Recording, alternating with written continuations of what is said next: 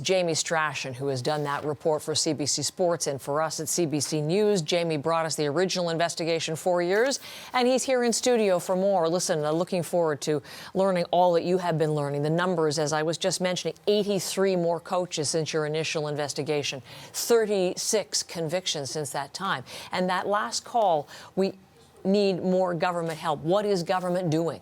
Well, if you follow the news, Heather, you'd think, there's a lot happening on this Safe Sport file. We seem to hear an announcement, almost every day, or another story about what's being done. But this story, it's important to remember, is really about the grassroots level of sport where Canadian children play. Picture, Canadian sport like a giant pie. You have the 1%, those elite athletes, the ones that go on to represent Canada at the Olympics.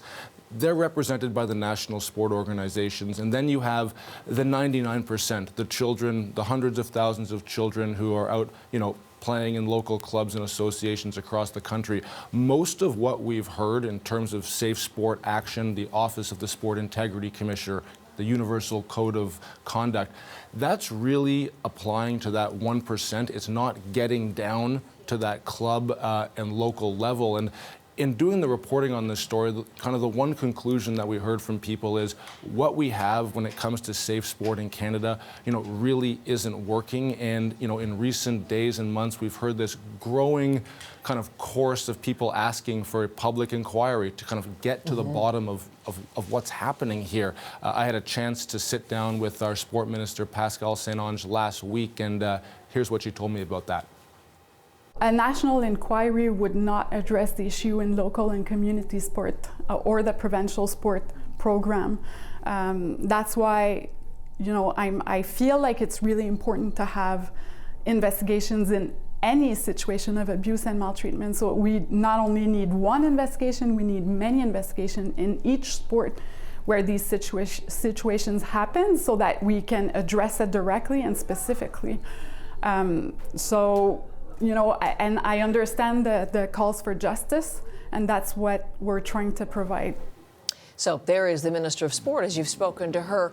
Is it fair? I mean, you've used the phrase safe sport, and we certainly use that now colloquially, commonly in Canada. Is it fair even to talk about safe sport in the country? Well, I think it's really just words, because the way that the model is set up in Canada, the notion that the money is going to go from the national level down to the provincial level, down to the local level, it sounds good. It sounds like it's something that's possible, but it's really not happening. And what you have left, Heather, is that 99% of sport that's run by volunteers, people like me and, who are out at the rink, the diamond, the court every night. And, I and the thousands of other people are happy to be out there doing that, but the safe sport file without proper resources is a very difficult thing to download onto, what are essentially just volunteers.